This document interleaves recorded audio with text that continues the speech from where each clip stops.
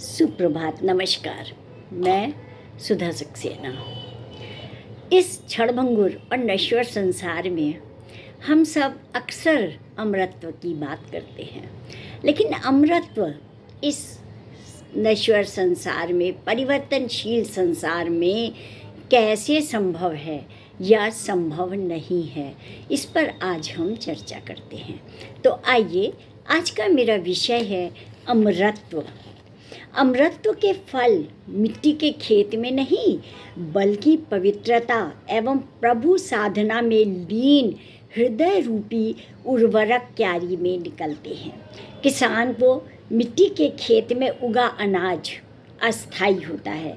मौसम बीत जाने के बाद उसकी उपयोगिता और उपादेयता दोनों ही कम हो जाती है और मौसम समाप्त होने पर किसान दूसरी फसल की तैयारी करने लगता है।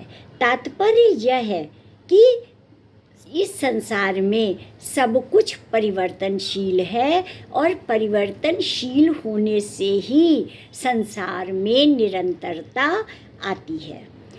किसान जब मौसम के बदलते ही दूसरी की तैयारी करने लगता है तो इसका तात्पर्य यह है कि वह जमीन जहाँ पर कि एक पौधा एक अन्न उपजा था, वही अन्न, वही जमीन, वही उर्वरक भूमि दूसरे प्रकार के अनाज के लिए, दूसरे प्रकार के बीज को संपन्न करने के लिए भी पर्याप्त ताकत रखती है, पर्याप्त क्षमता रखती है।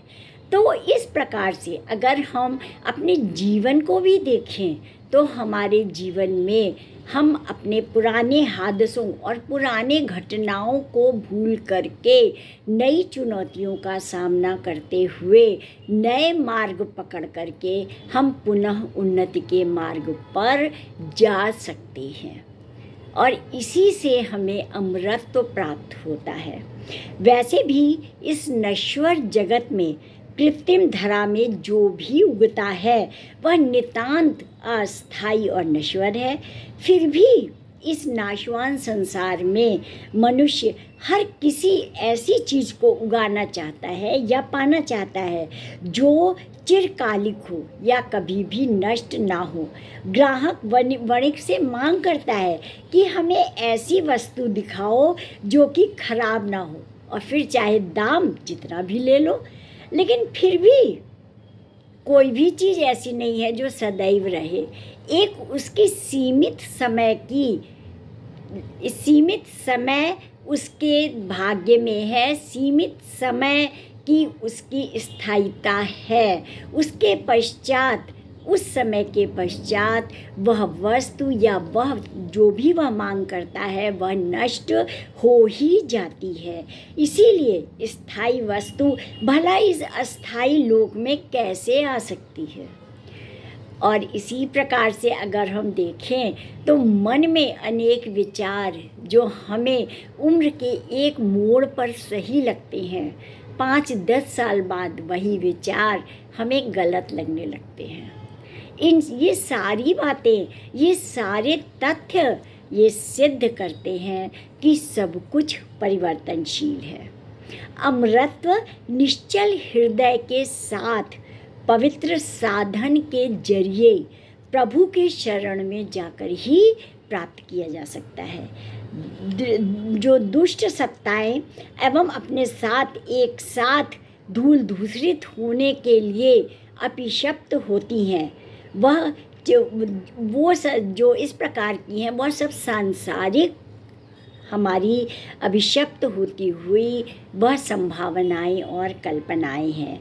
चिरकालिक स्थायित्व महज देव संरक्षित अदृष्ट सत्ताओं एवं संरचनाओं में ही समाहित होता है। जीवन भर संसार को न्याय दिलाने वाले सांसारिक न्यायविदों को भी एक दिन मृत्यु की गोद में जाना ही पड़ता है, उस ईश्वर के शरण में जाना ही पड़ता है। न्याय पाने के लिए देव न्यायालय में ही हम सबको शरण लेनी पड़ती है, लेकिन एक समय के बाद हमें ईश्वर के न्यायालय में ही शरण मिलती है। अपने अहंकार के दम पर हम अमरत्व को कभी कभी भी प्राप्त नहीं कर सकते। हम तभी टिक सकते हैं जब हम ईश्वर के समय के दरबार में हों और उसके निर्णय के समक्ष हम उस चुनौतियों को स्वीकार करें, उन कष्टों को सहें और अपने चरित्र को उज्जवल बनाएं। इस प्रकार से अगर हम देखें तो अहंकार के दम पर अमरत्व की गारंटी देने वाले मानव उसके निर्णय के समक्ष टिक भी नहीं पाते और काल कवलित हो जाने के लिए बाध्य हो जाते हैं।